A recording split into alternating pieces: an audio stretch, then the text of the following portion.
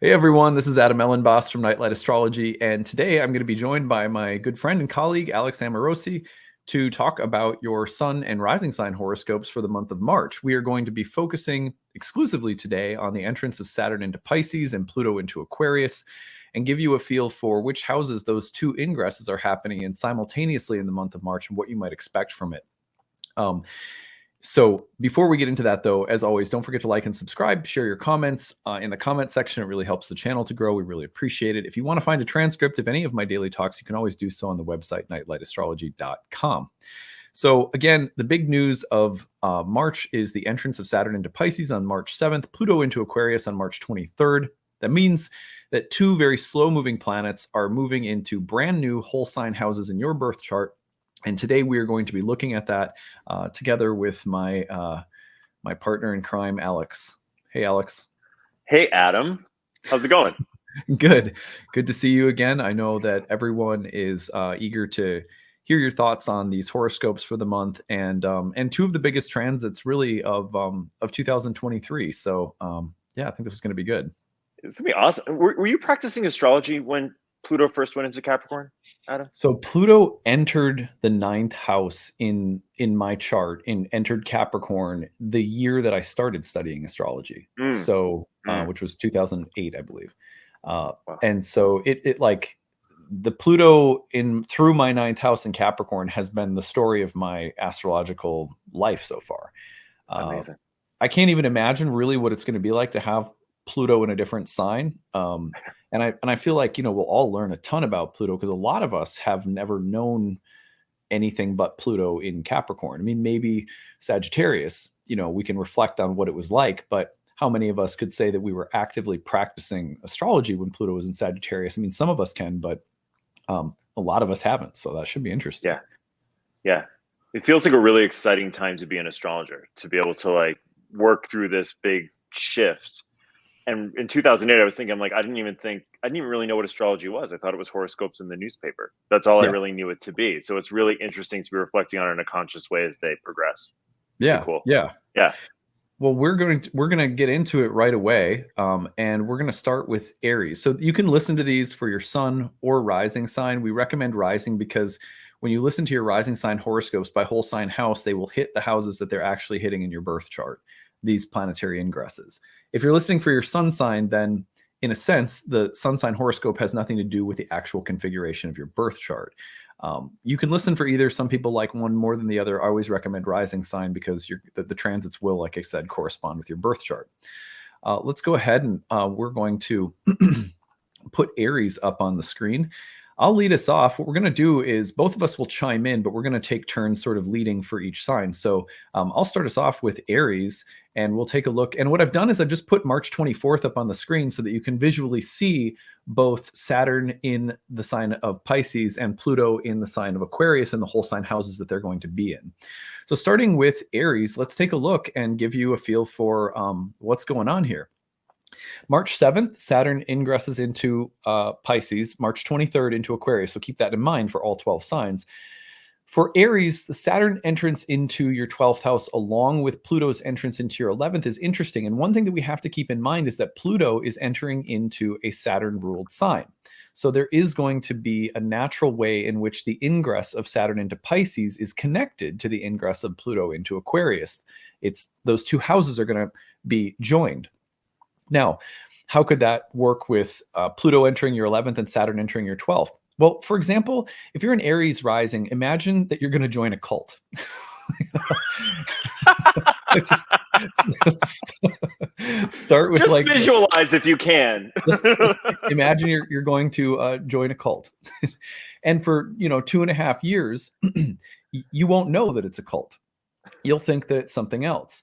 And there's and I can say from firsthand experience, I've gotten nice and involved in some cults in my lifetime. Ayahuasca cults. There are some that are more benign and more malignant than others. But like joining some kind of group, religious, spiritual, academic, ideological, political, even just a social circle that promises something, that offers some kind of opportunity, that presents you with a feeling of empowerment or connection, which could be really beneficial, but will also necessarily be showing you things that you can't yet see, because that 12th house is a place of shadows and unconscious material.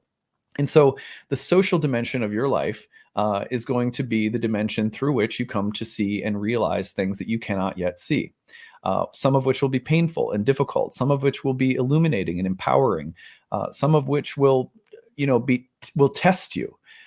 Some of which, there's no way that you could see coming. And so you shouldn't blame yourself when things don't turn out exactly as you hope that they will. But that's why I start off by saying I wrote down some thoughts for each sign we're going through. Imagine that you're joining a cult, but you won't know it for about 2.5 years.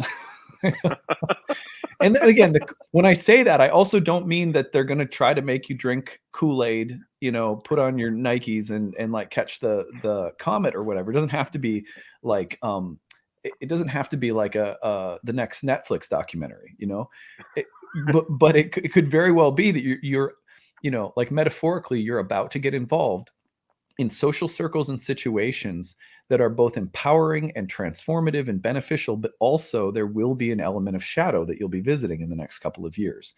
To me, that's like my strongest or like my hottest take for Aries sun or rising horoscopes. The only other thing that I would look at would be the sense of belonging that you feel. Where do you feel excluded and where do you feel like you belong?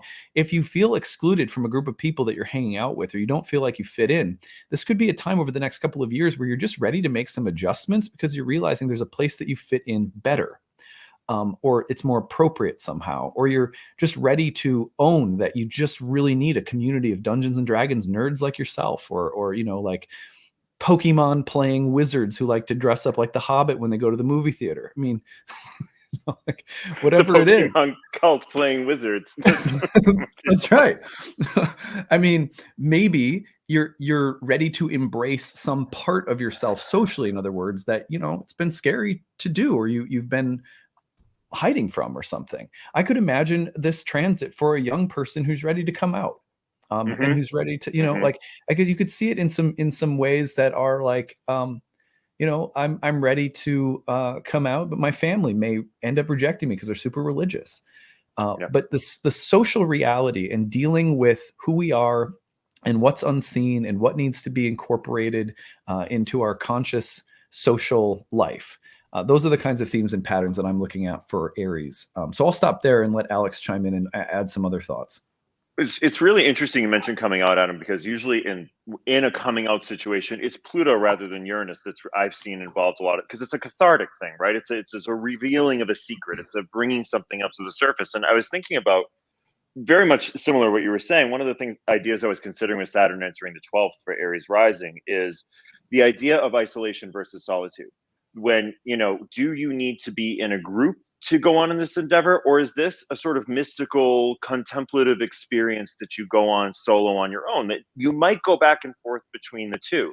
It might be that you discover, let's say, as Adam was saying, you join a group, or there's a sort of thing you're trying out that you discover along the way, like maybe there are some frenemies within that group, maybe there's an imbalance of power dynamic, maybe there's something that just comes to light where you're like, I don't feel super comfortable with this. And that Saturn in the 12th in Pisces, I could easily see that setting off a sort of solo, solitude-based contemplative experience, especially in Pisces in the 12th.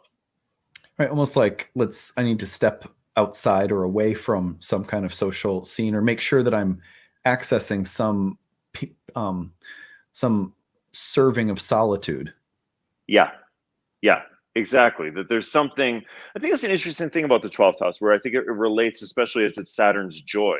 Saturn rejoices in the 12th house. That there's some things I think in the 12th house we can only discover on our own.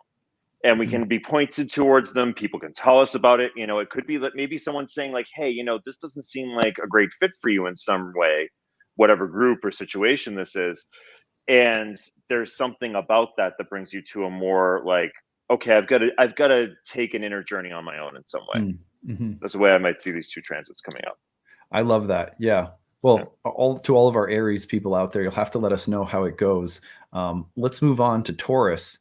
we're bringing Taurus into the second, or into the whole sign first house. So this is for Taurus, sun or rising. This places Pluto into the 10th and Saturn into the 11th. Alex, you want to lead us off with this one? Yeah, I've actually had several Taurus rising clients lately, and we've been talking a lot about career, upcoming beliefs, upcoming feelings of shift in career. Things have decayed in the career. Things have gotten old. Things have gotten stale. Things have gotten repetitive. Or there's something, again, a lot of times with Pluto kind of shows you something, I think sometimes, and this would be career related for Taurus rising, of that has not felt right for quite a long time, but suddenly with Pluto's ingress, or when it comes into contact with a point, there's a sudden revealing of like, oh, I can't ignore this anymore. And I could see that relating to with Saturn moving into the 11th house. That is possible, like pruning of social or professional groups, of realizing, oh, if there's something that I'm letting go of in my career that no longer works for me, I feel I have to address this now. It leads to a refining, or whittling away of some of the social or professional groups that you're in order to find the foundation of those groups that really support your newer ambitions or ideas that are coming into career. The 11th house, I often think of just in the astronomy of it, you look at it as the support of your career, what's propping that up. And I feel like Saturn coming in there could be some refining of that. And some idea of, I don't want to say letting go, because I think that's kind of trite, but there's a sense of getting a little bit more serious about who forms the foundation of your social and professional networks that's related to this shift in career. This, I need to do something about this or take a new path because this just doesn't feel right anymore, and I can't ignore it. Yeah, that makes a lot of sense. Shifted my camera a little bit here so that I could look more straight on. Yeah. So one of the things that, and I wrote down some things that very similar to what you said, Alex. And this one's interesting because I'm a Taurus rising, so I've been considering this quite a bit, and I really can't yet see how it's playing out. Like I thought maybe by now I would have see the fault lines and like where's the shift going to happen. Not yet, but I'm sure it'll come. I would say that the way you work, or the kind of work you do, or how you do it, the industry you're in, your long-term goals and dreams when it comes to your professional life, the way you're seen or known publicly, not just now, but over the next couple of years, is going to go through a pretty big change. Probably through the implementation of new ideas, new structures of thought, new guiding principles, which are all very airy and Aquarian, maybe even new technology. At the same time, I want to say that I wonder if some of those changes will make you stand out or feel alone somehow, socially or professionally. Because of Saturn's simultaneous ingress into the 11th, there could be a very achy, gut-wrenching feeling of how you are different, or how you need to go in a different direction. And there could be a feeling of not fitting in among colleagues, or within a broader work environment, maybe your immediate work environment, or in a broader sense. For example, I could imagine a doctor who decides to leave a traditional hospital setting in order to do some kind of alternative research into psychedelic medicine. In a story like that, you feel a little ostracized. You feel like you're going in a different path professionally than what is sort of normal or accepted within your industry, but you have to, because there's something that is ready to change. I could see something like that happening for Tauruses. I could also see there being a rise in sort of traditional success, where you are also becoming relied upon in a broader community as like a veteran, more opportunities, because within the community, people rely on you somehow to be a voice of veteran leadership. That's a very Saturn in the 11th, with Pluto coming into the 10th, kind of thing, being asked to serve on a board of some kind, or being asked to be part of organizing a conference in your industry, because your experience and wisdom, someone wants to tap it because it's a valuable resource. So I could see it going in that direction too. And I would also just say professional changes are leading to an evaluation of social structures in your life.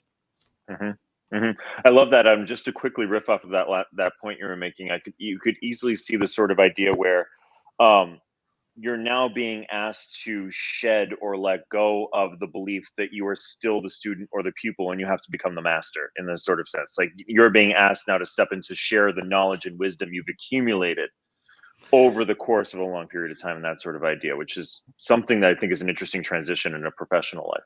Yeah, that's right. Yeah. I could see. Yeah, I like that. Yeah, I don't have anything to add. Yeah. That's perfect. Let's go ahead and move into Gemini territory. So for Gemini, we are looking at the ingress of Pluto into Aquarius in the ninth house, with Saturn entering Pisces in the 10th.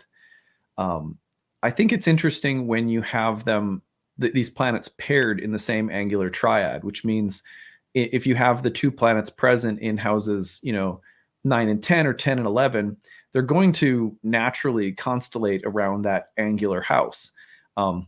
You'll see it's a little bit different when the ninth and eighth are involved, when Cancer is rising. Because the eighth is a house whose significations naturally constellate around the seventh house, not the 10th, whereas the ninth house constellates around the 10th in ancient astrology. So when they're paired together, there's like this very natural flow that they have. And I feel this is definitely the case, for Gemini rising. This is, to me, when Pluto enters your ninth house, especially in Aquarius, you're talking about something. Remember, historically, and I'm exploring this week on some of my podcasts. Pluto in Aquarius was associated with the Industrial Revolution, and the time before that, Pluto's in Aquarius. It was associated with the Scientific Revolution. Copernicus's publication of the heliocentric model of the cosmos, and the major developments and inventions in technology really came about during these two previous periods. When Pluto enters your ninth house in Aquarius, it's sort of like you're about to join like Star Trek Academy. You could go to Jedi school. You could go seriously like get involved in spiritual science, going back to school, studying something. But the life of the higher mind is about to become a very powerful force in your life. I'm sure for some people, it might be already the case. You might have planets in the ninth house. But this is, I would just say that this is a transit that speaks to the need for a revolution, like the scientific or, industrial revolution. But it's a revolution of spirit, of mind, of thought, of meaning and philosophy. It's a long one that's coming in. Now, at the same time, Saturn entering your 10th house suggests to me that if this change of philosophical or religious or academic orientation is doing what I think it will do, which is to start completely putting you on a different life path, that this may show up in terms of the next 2 years being a period in which, while you're learning new things, you're becoming increasingly disillusioned with your career. I'm at a dead end. I feel like I'm dead inside with what I'm doing for a living. But meanwhile, I'm studying astrology. Meanwhile, I'm going to India. Meanwhile, I'm, all of these new downloads are coming in and sort of creating a heliocentric shift in my own, mind and spirit. So that's one thing. The other one would be maybe it means that a transformation philosophically, religiously, is coinciding with a period of greater maturity and development in your career. That doesn't necessarily mean you're done with or ending a career, but just means it's deepening somehow. It's getting more serious, more consequential. There's more of a sense of mastering something, or weightier themes, more responsibility coming in. But it would coincide probably with like a period of greater enlightenment mentally, intellectually, and spiritually. So that's how I'm seeing it, Alex. What do you got? Yeah, no, very similar to that, Adam. That's amazing. I was thinking just along those lines of like Pluto moving into your ninth, especially into Aquarius, maybe starting to all of a sudden break apart old, decaying, entrenched, strict philosophical, spiritual, or orderly beliefs about the world, how I've put the world together and philosophically understood it. Pluto entering Aquarius, and again, these are slow burn transits. This begins in March, and then will progress over many years. But starting to sort of, I always feel like Pluto opens up like a chasm under which things that have felt stable start to fall into a little bit. It's like, wait a second, I'm not on stable ground again as much as I used to be philosophically or spiritually or in terms of the inner laws by which I regulate myself. And that, Adam, I could definitely see to a little bit like you're saying, Saturn in the 10th in Pisces, a yearning of some sort, a yearning about, wow, these things that I have held to be true, which is another aspect I found of Pluto and Aquarius over the centuries, are actually not true. We actually, wow, look at that. We actually go around the sun. Look at these things that we held to be immutable that are actually quite different than I thought. And that Saturn in the 10th providing a yearning of, in Pisces, Jupiter's feminine sign of like, how do I now deal with and achieve and move towards a solidification of an entirely new way that I'm seen in the world and viewed in the world. So similar, it's just slightly different language what you're saying. I love that. Yeah. Yeah, I love that. Yeah, that's a really nice. I like the idea of there being like, I'm realizing that something isn't the way that I thought it was. And what kind of change does that create? Let's go on to Cancer. So for Cancer, Sun or rising sign horoscopes, Pluto's moving into your 8th while Saturn's moving into your 9th. This is another really dynamic place. And again, I was just saying earlier, I find it interesting because the 8th and the 9th, they're not as intuitively connected as say the 9th and the 10th, because they flank different angles, and ancient astrologers derive the meaning of the houses from the angles they flanked. So 8 gets its meaning from 7, 9 from 10. But there's still ways of connecting these two. Alex, why don't you lead us off with this one, and I'll pitch in as well. The Saturn in Pisces in the 9th makes me a very Saturn in Pisces figure that I thought a lot about over the last year or so is Robin Williams' character from Good Will Hunting. A wise, mature, older, maybe slightly melancholic or lonely counseling figure that you seek out. I love in Deborah Holding's book on the houses, she often talks about the 9th house as where we seek wise counsel. And I could see seeking out some sort of like mature spiritual psychological counseling of some sort. It might not be traditional therapy, it might even be books, it might even be a trip of some kind where you rediscover, a foreign trip, somehow you rediscover that. It could be also a Saturn entering the 9th, similar with a little different flavor to Pluto, a questioning of spiritual beliefs, a coming up against something that feels like it completely opposes the spiritual beliefs that you've had, and a crisis of faith, so to speak, that causes some interesting tension. With Pluto entering the 8th, I find like that might be a cathartic release of old power or domination dynamics, or the feeling of like I always talk about this with the 8th house of where I feel I'm still tied to other beings karmically, that I really feel an urge now to break those ties or to shift those ties in some way. It can often, I do find it brings stuff up around sometimes sex or sexual wounds or ways that we relate to sex and orgasm and catharsis. And I'm not saying like that's the only thing it will be, but the cathartic tendency itself. And, just stuff around inheritances and loans and taxes that comes up with the 8th house, where it might be something around different ideas coming in around resources that come from other people that you either didn't expect or were hidden, or there's some amount of untangling that needs to happen around them. It's a really interesting combination. I could see seeking out a new philosophical system represented by Saturn and Pisces being generated by the uncovering of a lot of that more subtle stuff in the 8th house, Adam. Yeah, for sure. What I'll add is just that the feeling of Pluto in the 8th house, like you said, sort of releasing or starting the process of being released from various karmic bondage. That feels like an extremely healing and positive prospect for Pluto's entrance into the 8th house for all of our Cancers out there. To be eliminating credit card debt, or to be eliminating soul debt in various relationships. as that's happening, I wonder also about a period of spiritual or philosophical refinement. Sometimes it sort of entails the other.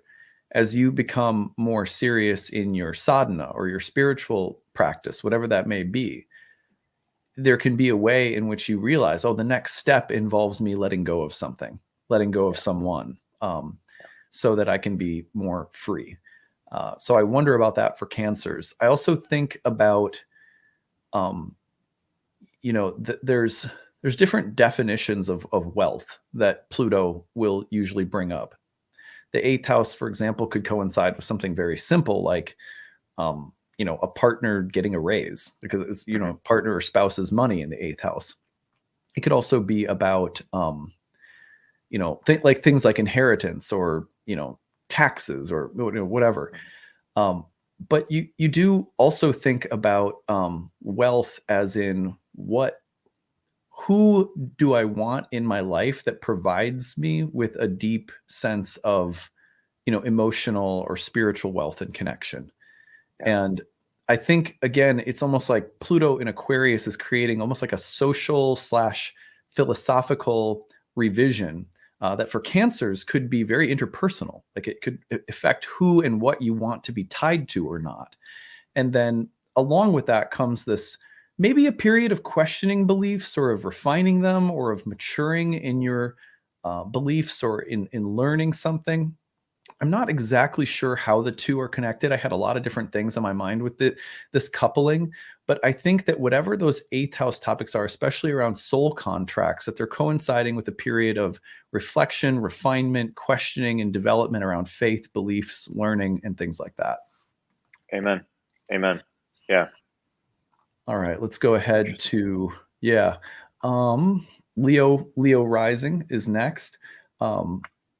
Let's see. So I'm on this one to start with. We've got Pluto entering the 7th while Saturn's in the 8th. Now, to me, again, you have a much more intuitive connection once you get them into the same angular triad.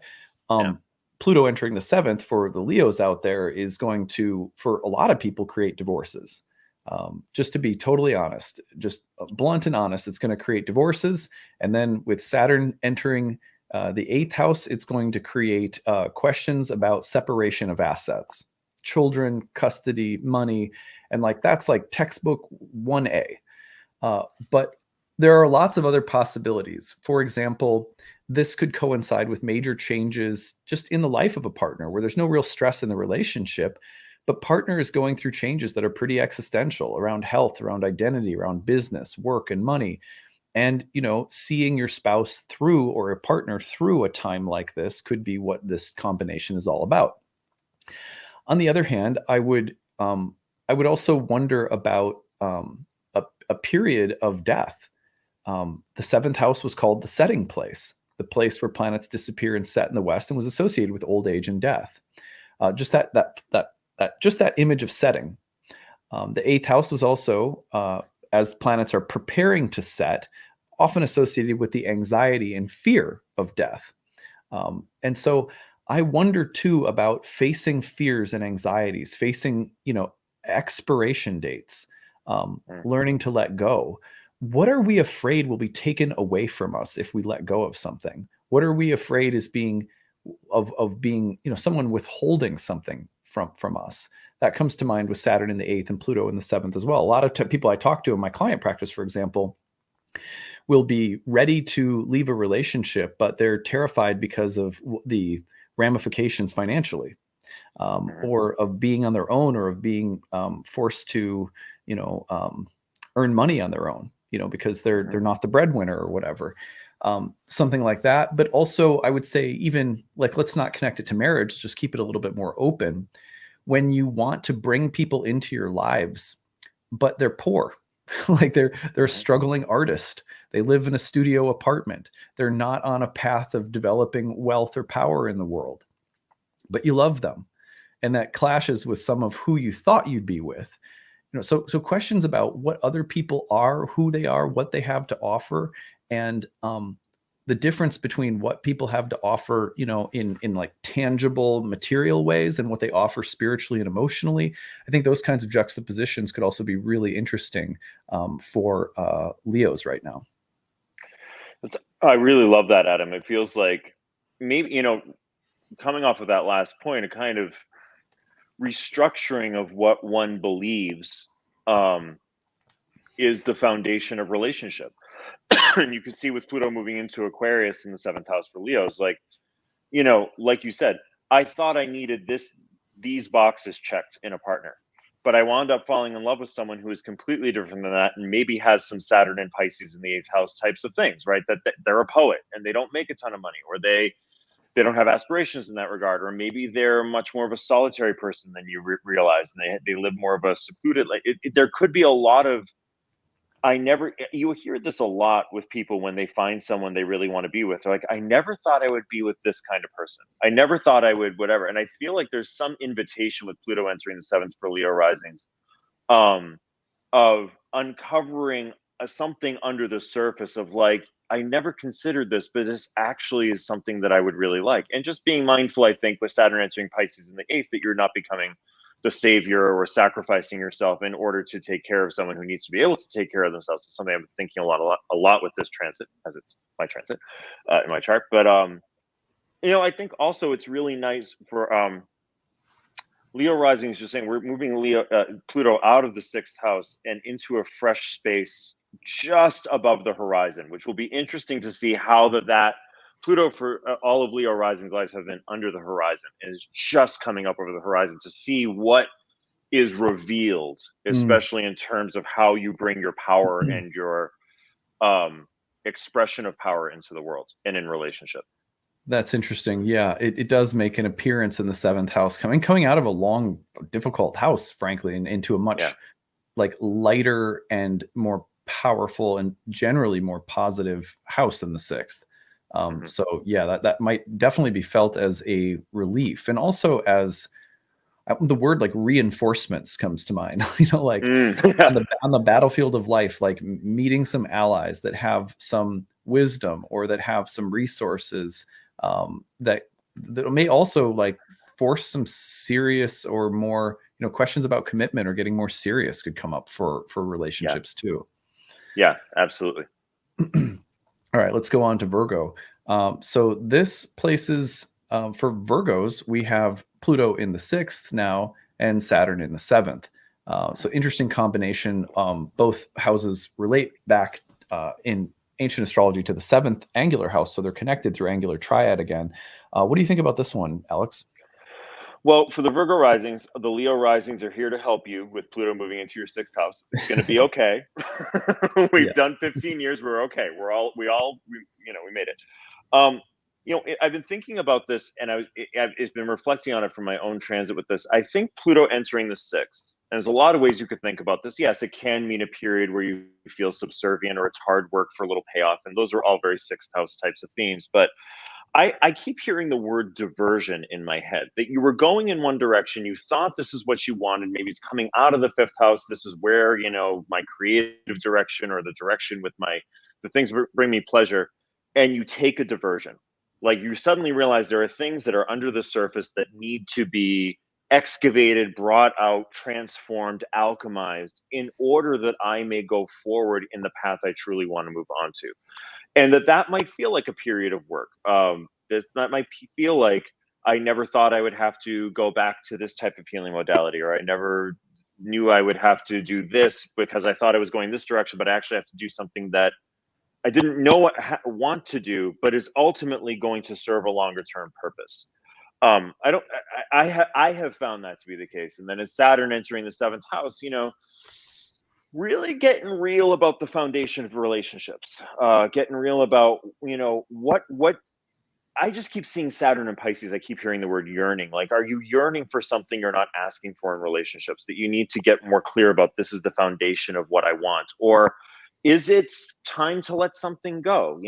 That is just a clear message of Saturn entering the seventh house. Is it time for there to be a deepening or an ending of a relationship? I'd also just be careful about, classic Pisces Virgo axis things about, not feeling like you have to be too pure or righteous, or those sorts of ideas, with Saturn really weighting down some of those shadows that can exist across that axis. Not being too pure in those ideas, or feeling like there's a self-righteousness that comes up around them. But generally I see it as a sobering transit, but not bad. It's just maybe a diversion from where you thought you were going. Yeah. I like this in terms of a couple of different themes that I'll just add in that you didn't mention. Most of what you said I had on my list too. So one would be that the social / philosophical dimension of Pluto in Aquarius, as it moves into the 6th house, could be like a call to arms. The 6th was called the joy of Mars, and Pluto entering that house could be about the feeling of needing to advocate or fight for something, and a new philosophy or way of thinking that comes along with it. Saturn moving into the 7th could immediately bring up who's with me and who do I stand apart from. And so that sense of, like, again, maybe a little bit of social ostracization, like, do I fit in? Do I not fit in? I could see this transit coming up when someone is, deciding that, look, I'm going to, be public about my sexual identity, and I'm also going to find allies in, a community of people who can support me. And that's going to be something that sets me apart, but also brings me together with new people. It's a mature move, but it's a difficult one. It's going to be naturally bringing up certain tensions and maybe even hostility, but it's also going to give me a more mature place to stand socially that's more honest or real. I could see those kinds of decisions that would also be impacting interpersonal relationships, like marriages. Some kind of shift philosophically or ideologically that says, look, I'm not going to be able to keep going down this path if I don't have a partner who's not spiritual, or if I don't have a partner who's able to keep up emotionally with some kind of change of mind that I'm going through, which is really empowering and emboldening me. So those are some of the additional things that came to my mind. Yeah, I love that.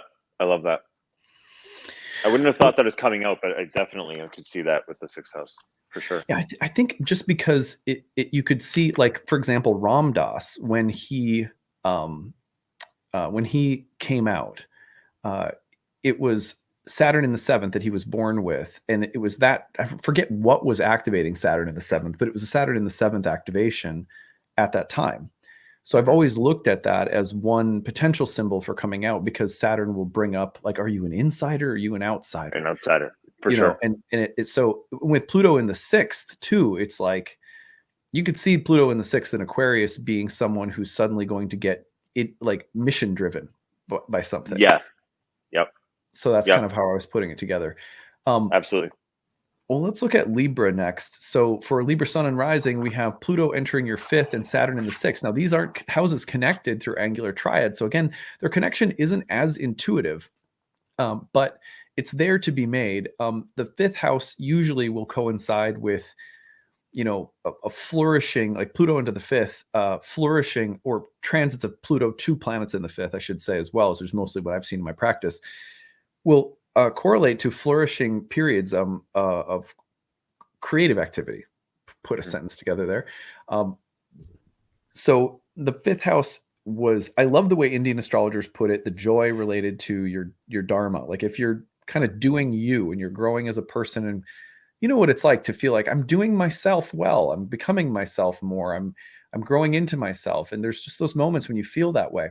The natural byproduct of that should be that you're getting closer to doing things that bring you joy and happiness, both work related and non-work related. So the 5th house is connected to the joy that we should be experiencing as, like, a byproduct of doing our individuality well. And that joy can look totally different for different people. It doesn't mean, like, happy. Joy is like, like the joy of the soul could look like a little melancholic for an angsty artist, but it's joy in the depths of their soul. It's a kind of happiness. I wonder about Pluto saying, like, starting to offer commentary on your joy. Are you happy? Oh, great that you're doing this or that. Well, Libra is one of the things that Libras can struggle with sometimes, is, like, on paper, it looks nice. Yeah. Pluto in the fifth house will say, yeah, but does it bring you happiness? Yeah. And you know, happiness that it doesn't not have to be like 24/7, but are you feeling little spurts of joy, like little eruptions of joy? And if you're not, Pluto in the fifth will tend to amplify the feeling of joylessness and the feeling that there's something wrong inside of me. Not that there actually is something wrong with you, but you'll feel like there's something wrong here, you know? And so I think that's what Pluto is doing in the fifth, at least in part. It can also amplify the extremes to which we will go to seek out pleasure or joy in artificial or even dark and destructive ways. Addiction, compulsive things like excessive gambling or spending, or kind of the pleasure impulse that we'll seek to overcompensate because we're just not happy with our avatar. So like Pluto in the fifth is announcing those things. Well, with Saturn in the sixth, I feel like Saturn in the sixth is one of the more challenging places for Saturn. If you're not living joyfully, I feel like Saturn in the sixth can make you sick. Now, it could be just like I'm getting a cold every 3 weeks. It could be that I'm feeling exhausted all the time. It could feel that I'm irritable. I'm not sleeping well. But like the joy and the feeling of like a cross to bear and your body or your psyche giving you feedback, like, I want to have fun. I don't want to carry this anymore. I think it's about a 2.5-year process of figuring out what's worth carrying and what isn't, what's bringing joy and what isn't. Sometimes for the sake of joy, there are sacrifices we have to make and crosses we have to carry because joy requires it. There's a close relationship between joy and suffering. I remember that song when I was a kid. Do you remember? It was joy and pain. Pump it up, sunshine, and rain. Right? They go together. So they go together, exactly. And so I think that, like, this is, to me, this is a transit that's like, there's going to be some hard days and there's going to be some good days. But the reason that they're coming together in such intense and maybe extreme ways for Libras over the next couple of years is because there's this need to refine the yourself, really. Yeah. But you're refining yourself in order to feel greater joy, happiness, creative fulfillment. And at the same time, as you go along, it'll be like, there's sacrifices that have to be made in order to feel joyful and happy. And there's also things that you have to let go of if they're causing you unhappiness. So that's how I'm looking at it broadly. But what do you think, Alex? I love that. I mean, I would just say, I've never heard that described with the sixth house, but it makes sense because I've had so much sixth house activity going on for so long. There is a sense of you got to get real. That was the message I got when I started getting like, you got to get really real with yourself, because if you don't, this is going to get worse and worse, and it will start to affect you physically. Like, I could feel it happening to myself, and that was with my whole party going on in the sixth house over the last 10 years or so. But like, one of the things I could see for Libra risings too, and Adam, I wonder what you think about this, is, Pluto, I think moving into the fifth is going to be like, maybe show you, like, where do I really need to take the reins of my creative pursuits? Like, this is the third time this week, honestly, that I've heard Dharma described just as you describe it. What is my unique individual approach to creativity, life, and what I generate in the world? How does my Shakti, my creative force, flourish and move into the world? And I think that's really good for Pluto is a really good signature for Libra risings here, because Libra risings and Virgos too tend to do the little, it's okay. No, it's okay. No, it's okay. I don't want anybody to be upset. I want to make sure everything's balanced. And there might be a healthy, though difficult, sense of selfishness that comes in here, where it's like, if I'm really going to help, if I'm really going to mediate, if I'm really going to find harmony in my life, then there also have to be things that I express that are uniquely who I am, the unique refraction of divine light that I am. And with Saturn in the sixth, kind of holds you accountable to that, of saying, like, okay, if you're going to do, if you don't do this, you're going to see this somehow being reflected back in a diminishment of energy and diminishment of vitality, challenges. But it's all to get your attention. That's what I intuitively felt about a lot of these sixth house transits. It was trying to get my attention to things I wasn't seeing that were going on. Yeah. And it goes back to the fact that in ancient astrology, you remember, and Alex knows this, but for people who watching may not, the sixth house is in what we call an aversion to the first house, which means literally in the way that ancient astrologers conceptualized it, that the two places do not see one another. And so the sixth house is a place that the native doesn't always see clearly. I think about it like this. If, and I'm just thinking about gym metaphors a lot lately because it's a big part of my life. The sixth house was the joy of Mars. When you're in the gym and you're working out, or you're on the treadmill and you're running, you get to a certain place where you're in the burn zone. And when you're in the burn zone, it's like you can't talk, you can't communicate, you can't do much. And it's a place that can be really cut off from your sort of normal operating system where you're fully conscious and in control of everything, because you're struggling and you're in the midst of a suffering space it's meaningful. But there's a lot of spaces like that in our lives that are meaningful and part of intentional sacrificial acts that are building something, which is Mars, the martyr. And that's the joy of Mars in the sixth. And then there are spaces where we're in that burn and we really shouldn't be, Right. It's like there's a difference between burning with alcohol and burning with, going jogging. One is helping my cardiovascular health and the other is killing my liver. But you can be completely consumed to the point where you're taken out of your normal like operating program by the sixth house. So I think that's why I completely agree with what you're saying about how you have to look at that house and say like, well, if I'm going to burn, it better be moving toward, there should be some conscious sense of the sacrifice that I'm involved in. Perfectly. Yeah. And, that idea, I think in Pisces too, I was thinking of, there's certain times where you're sitting in meditation, you have to sit with your discomfort. You just have to let it move through you.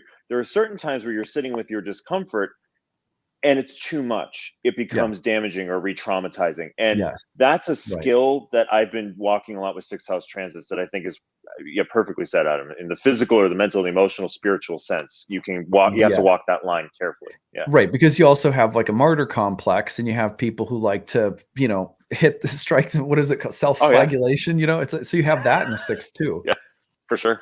For sure. Yeah. All right. Let's move into Scorpio. Speaking of self-flagellation. Sorry, Scorpio is a bad joke. So we have Pluto moving into your fourth house, Saturn moving into your fifth. Major transits, same. Both houses are going to be connected. House 5 and house 3 connected to house 4. So again, these are going to be more easy to connect intuitively. But what do you think about this one, Alex? Well, just Pluto in the fourth, get a couple of, easy things out of the way. Moves, needing to or wanting to move. That, fourth house transits. But I could see this being, with Pluto moving into the fourth house, real deep dives in explorations of not just family, but I've been finding lately with the fourth house, Adam, it may just be, the clients that I've been drawing in energetically. We've been exploring ancestry in the fourth house a lot, like really going back and especially with Pluto, like, what are some of the things that were maybe not talked about in the family that come to light? What were some of the things in the ancestry that may have not been addressed that are suddenly coming to light and needing to be brought into the light for transmutation, to be understood and released? And that affecting how you view pleasure, creativity, and getting serious about those things. Now, it might feel like with Saturn moving into the fifth house, you are reassessing what brings you pleasure and creativity. It might be a yearning for something more creative, but you can't quite find it. It might be that period of gestation where you're like, thinking about like, gee, I know there's something I'm supposed to paint or supposed to write, or I'm trying to get a book out, but I can't quite get that going. However, that space of yearning can be a really, really fertile space if it's allowed to be in the exist in the time it needs to exist, because that's where a lot of things are coming together on a more unconscious level to be brought into the world. You could see this also relating to, I could see Pluto in the fourth house, Adam, as something like something I discovered about my family, about my ancestry, about where I come from, affects the way I am with my children, because Saturn in the fifth house affects the way that I teach them about the belief systems that they incur, or their spiritual life, or their spiritual sense of creativity with the fifth house. So those are some of the ideas that come to mind around that. But, really, I think Pluto feels like a deep dive into family karma here, going deep dive and ancestral karma. Yeah. I think the two like obvious topics are going to be family, home, parents, living environment, children, just that web of topics as very important. That transformation, death, and rebirth, the weighty, heavier, consequential themes of Saturn touching on the topics, the same kinds of topics, would be like, again, like textbook 1A. I think next to that, I do wonder about the wealth, or Pluto as a planet of riches, and this was a place that was associated with precious gems and like metals buried in the earth.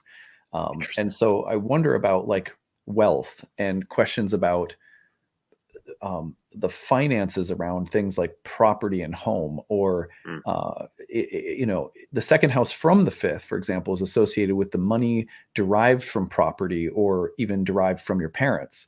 So I would also wonder about, your parents downsizing in retirement, or your parents making you power of attorney, or something like that. I could also imagine writing your first, your will for your kids, even if you're still young.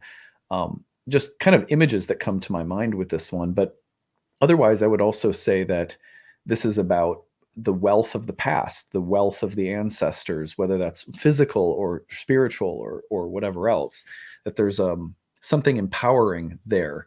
And there's also, to my mind, Saturn in the fifth house is also about the sort of melancholic, like I wonder about the history of mental health in families, mental and emotional health patterns in families, and sort of excavating healing work around family and childhood traumas and family constellation work. I could see people going to like doing the family constellation work with this combination.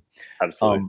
Yeah, something like that. I'd also wonder about a kind of like, you see death and birth in the family around this, like the birth of children at the same time that grandparents are passing, the kind of generational turnover. So those are things that come to my mind, but I really just kind of riffing off from what you said. Yeah. And just quickly on that too, I was thinking on what you were saying too. There's sort of like a movie story. There's a sort of story, or archetypal story of like a young person who is a little irreverent towards the family or the lineage or the karma in the family, and then they meet with an elder in the family, or they get an old photo album and they discover, wow, there was this amazing lineage that this family had, that they are the inheritor of, and that sets them off on a sort of maturing spiritual quest of some sort to inhabit that family line in some way. Yeah, absolutely. Yep. Yeah. Let's go on to Sagittarius. We are now bringing same angular triads. We've got Pluto in the third, Saturn in the fourth. Now, to me, this one, there's some things that it has in common, obviously, through the fourth house with like Scorpio's horoscope we were just talking about. But when I think about Pluto entering the third and Saturn entering the fourth, I think about the end of certain habits or patterns that have been inherited through the family. And the reason I think about the end of it is that the third house is called the joy of the moon. And broadly speaking, it represents the cultural, environmental heritage or inheritance that we come in with. The third house is, broadly speaking, the environment that is as normal to you as water is to fish. And it looks very different for each of us. And it's a psychic and archetypal environment. And it's depicted by the moon in the chart. It's depicted by the third house, planets in the third, the ruler. So it's like, it can be like a web. It's not just like a simple thing, like just the sign in the third. But when Pluto enters that house, it is trying to change the culture and the environment that you're in. Doesn't it make sense that transforming the culture, the mind, the environment, it's like, it would be like, one of those stories where some animal gets aboard a ship that comes over to North America from Europe and ends up repopulating in a totally different habitat. And sometimes that's a good thing, and sometimes historically we've learned from like, I guess biologists or animal experts that's not always been a good thing. It can wreak havoc. So I wonder about this Pluto coming in, and like Pluto could be, wrecking the environment somehow, but in order to transform it. Pluto could also be like almost like a sign of like immigration, like a sign of Yeah. like migration is the word I'm thinking of, Mm. like migrating to a different habitat of mind, of culture, of something like that. Well, if that's coinciding with Saturn entering the fourth house, then I have to think that that's happening because in some ways you've reached the limit or the end or the termination or the expiration of patterns around family, around roots, maybe around home or living environment. For example, I could see this being the time where someone realizes I'm ready to not live in the United States anymore. I'm going to go live and work in another country. Yeah. I could see it as a time where I've lived and behaved according mostly to the culture and beliefs that I inherited from my parents. And now I'm realizing I'm at a hard stop. No more. I actually reject some of those things. Maybe not all of those things, but maybe some big ones. So a change of mind, a change of environment that coincides with reaching the limits around certain family patterns, maybe a change of literal home, something like that. Maybe some themes of death, metaphorically or literally, around family, home, and environment. The need of a change of scenery, mentally, emotionally, physically, stuff like that. Wow. That's amazing. I'm gonna, something I was really reflecting on as you were speaking, Adam, was that idea of the joy of the moon and the environment we're born into that's just normal to us.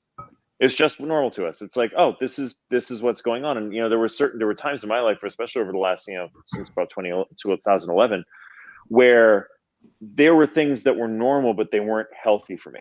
And these transits, there was some third house stuff going on at that time, but it's to my moon's in the third house, so it transits to the moon.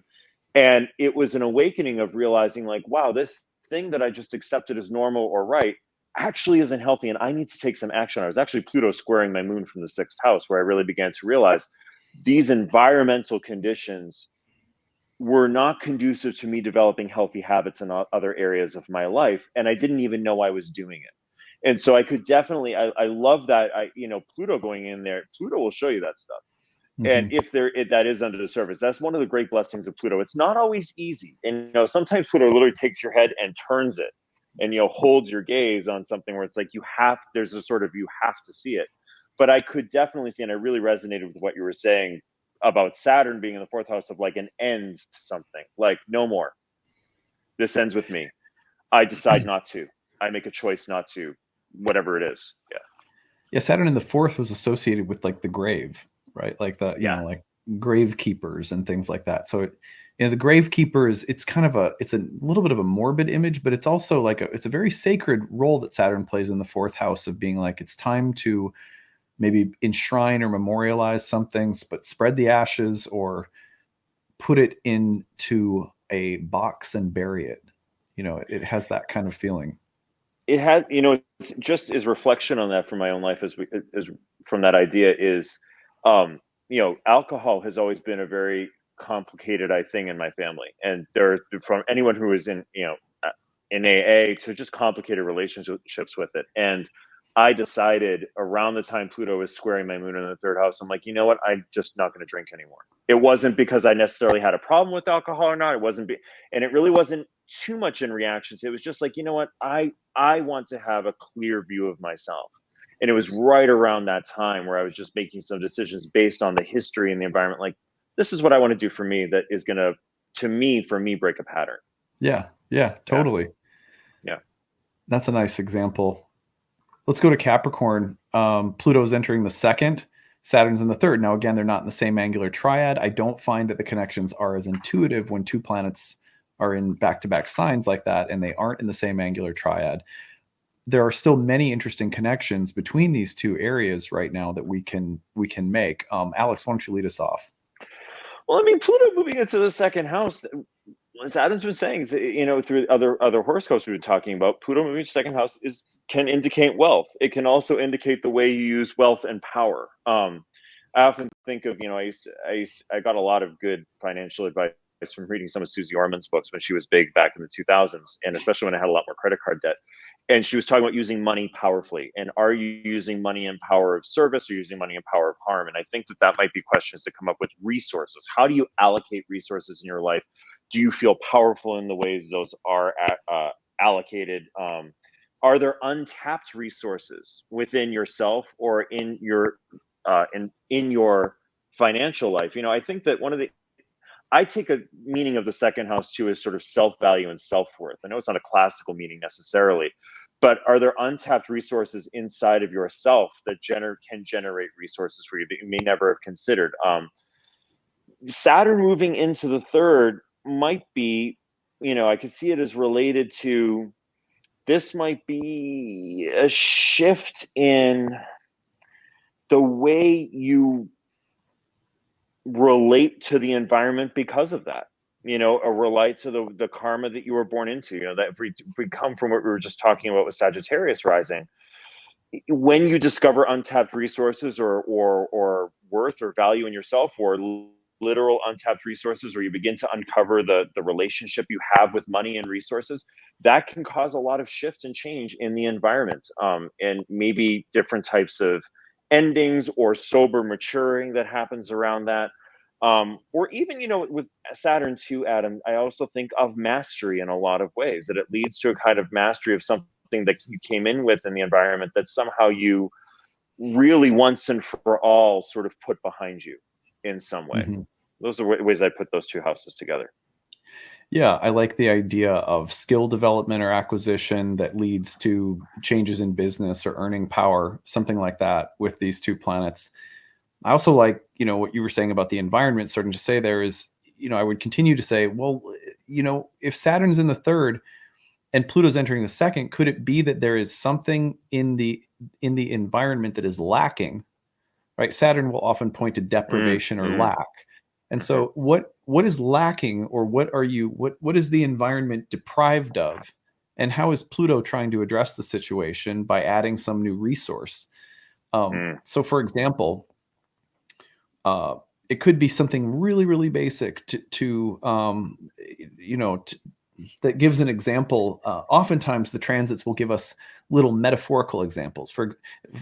In this case, let's say at the outset of this transit, you realize that it would be really nice to have a dishwasher. You know, you're deprived of a dishwasher in your home, and it is creating a huge suck on your time to have to constantly wash dishes. And you think to yourself, gosh, if I had a little bit more free time, you know, what would I do with that? Well, I realized that I would spend more time developing my hobby, or maybe a creative endeavor, or I would learn something, or I would, you know, maybe do a little bit more for my small business or something. So you think to yourself, okay, I'm going to spend a little bit of money and I'm going to get this dishwasher installed, which will then have this other effect that will free up and lead to something else. So sometimes I feel like necessity is the mother of invention, you know, maybe with Saturn in the third house, where, oh, something's lacking in the environment. Well, that lack will lead to the creation of something new. So to have Pluto simultaneously in the second is not only is it saying like, well, necessity might be the mother of invention, but it's also like saying, you know, Einstein's knocking at the door being like, you know, here's some help, you know, in inventing a solution or whatever. I don't know if Einstein was really an inventor, but you get what I'm saying.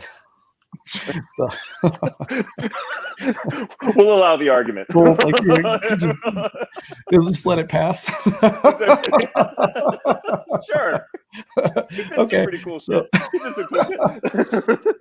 Someone shows up who has incredible skill as a problem solver, and that's Pluto in the second, being like, look, here's a totally different way to create, you know, to develop resources, or something. You know, I would think of Pluto in the second as a very promising transit for Capricorns, though.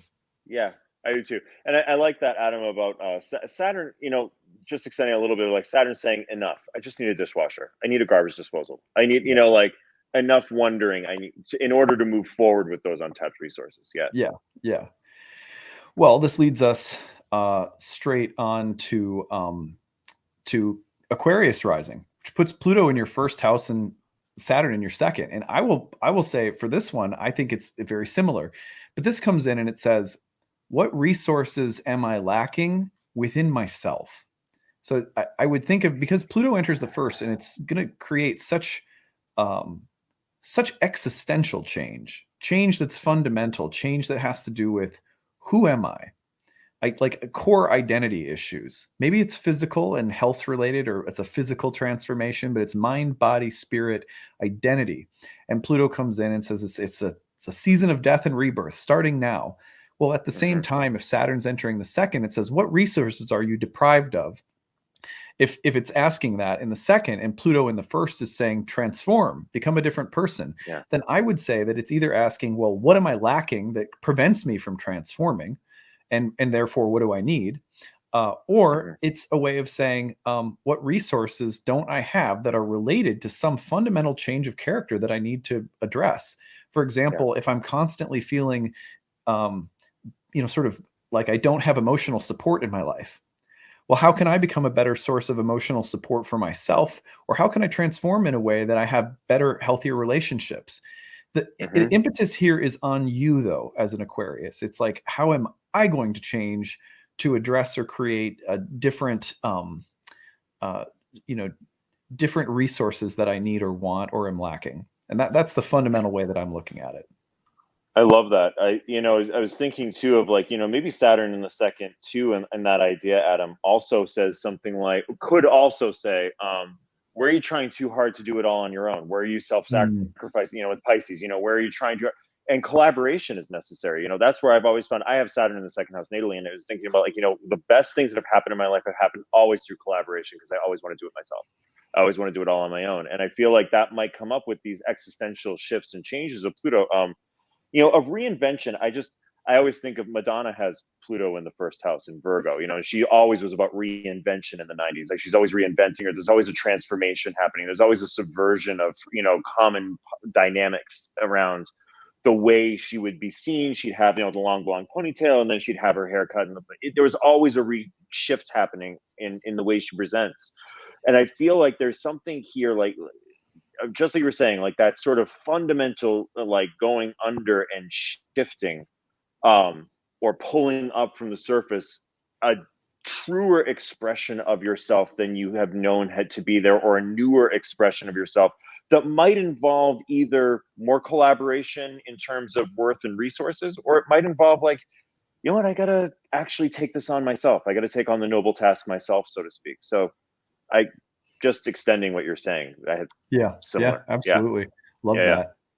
that. Um, well, on that note, let's move along to our final sign, which is Pisces. And Alex will lead us off. Pisces is entering or Saturn is entering your first house. Pluto's going into your 12th. What do we think about that, Alex? I mean, Saturn going into the first house, that could definitely be getting disciplined about health, your mental health, your emotional health, your physical, mental, or emotional health. That Saturn comes in and says, okay, here's,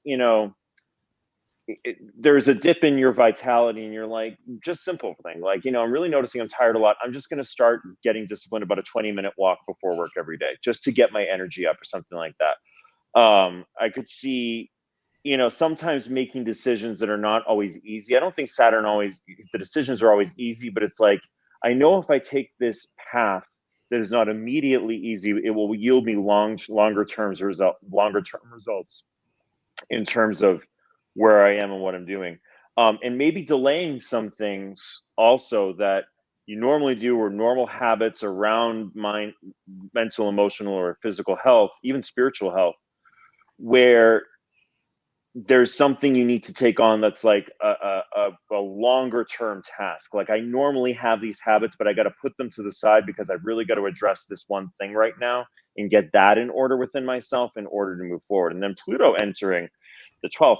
I actually think Pluto is very suited, I think, to the 12th house in a lot of ways. There's a lot of affinity between the 12th house and Pluto. I could see this being something like Pluto entering the 12th, and you just suddenly being made aware of certain aspects of your psyche that are in your blind spot that are constantly bringing you down. The classic self-sabotaging aspects of the 12th house. Something you had believed or weren't able to see, it all of a sudden becomes clear, and there's an intense desire or need to get more structured within yourself around that. Hmm. I think Pluto in the 12th house can be really helpful in the sense of that it can be such a difficult space for us to see, just like the sixth house. Pluto sort of will help you illuminate those aspects of what's going on within it, in order that you become longer term healthier within your own being, Saturn in the first house. Yeah. Yeah. I feel like for this one, if you could, yeah, I could easily see like this is a come to Jesus moment for some Pisceans out there who, when I say come to Jesus, I mean like if you've been drinking too much, or even if it's just like it's not too much, it's not like you're an alcoholic, but it's like it's not a healthy habit. Or like you were saying, you just had this realization. Yeah. Anything that shows up and that Saturn enters the first and Pluto is going into the 12th, it's like suddenly realizing like I am not healthy, happy, and whole. I'm disturbed. I have some problems. I've got some demons in the closet that I don't want to look at them, or in the basement or whatever. And but now I realize I can't avoid them anymore. So it's like it's not a good combination for like avoidance or denial or trying to push something down or out, because Pluto goes into the 12th and it starts stirring the pot of the unconscious. It adds some paprika to it, and then and then Saturn's coming into the first, and out of the 12th, it's basically, having been there, it's bringing things into your conscious awareness, into your body, that have been cooking for a couple of years. And then add to that, Pluto's entering the same house that Saturn just came out of. So I think it's serious work for Pisceans coming up. For some Pisceans, it's going to be like, welcome to reality. This is what you're really dealing with. This is what, but I think for other Pisceans, this is going to be the moment of rebirth into a more mature, solid understanding, wisdom, maturity, discipline, capability, and some awareness now of the unconscious that is a mark of initiation into maybe a kind of like an adult phase. And for many people, I think they'll wear that really well, and it could coincide with like greater achievement or accomplishments, or and stuff like that. But I think if there's a reality check that needs to happen, this is a hard one. Yeah, I agree. And I think, one thing I would say for all my sweet Pisces is, with this transit, don't be afraid to look in the dark spaces, and have help if you need it to. I think, Pluto, I've said this many times with you, Adam, and with clients and on Instagram, Pluto is, the underworld journeys often have a guide. They often have someone who goes with you, who helps you, who points things out. And I think that there's one of the great gifts of Pluto is it's not always easy to see what Pluto has to show you, but Pluto's not just showing you that stuff to fuck with your shit. It's not just being like, like here's this really scary thing. Well, peace. It's like, here's this thing you need to see in order to set yourself free.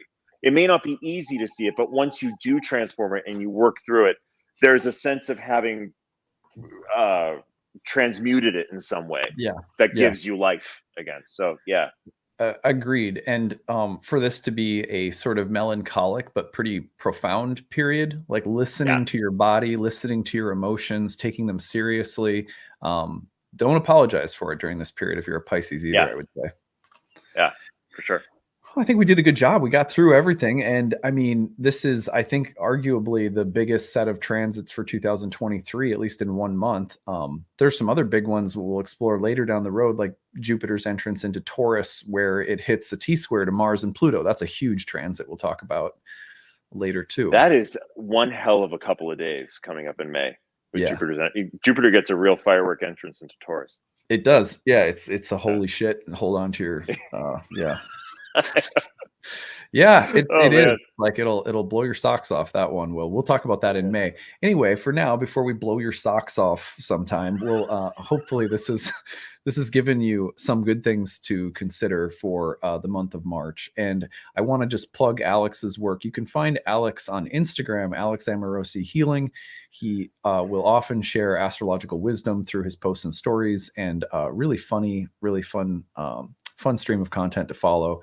And then you can find him at alexamorosi.com as well, where you can find readings or healing sessions with him. He's also an energy healer, yoga teacher, does all the stuff. So Alex, thank you for being here as always. Is there anything else you want me to plug? No, I'm good. Thanks so much for having me, Adam. This is always fun to wrap like this every month. Yeah, for sure. Well, everyone, don't forget, as always, before you leave, like and subscribe, leave some comments for us. Tell us how these horoscopes sat with you this month. If you have any stories to share, as always, use the hashtag grabbed or email them to us, grabbed@nightlightastrology.com. We'd love to hear from you guys. We hope that you have a great month of March, and we will talk to you again next time. Take it easy, everyone.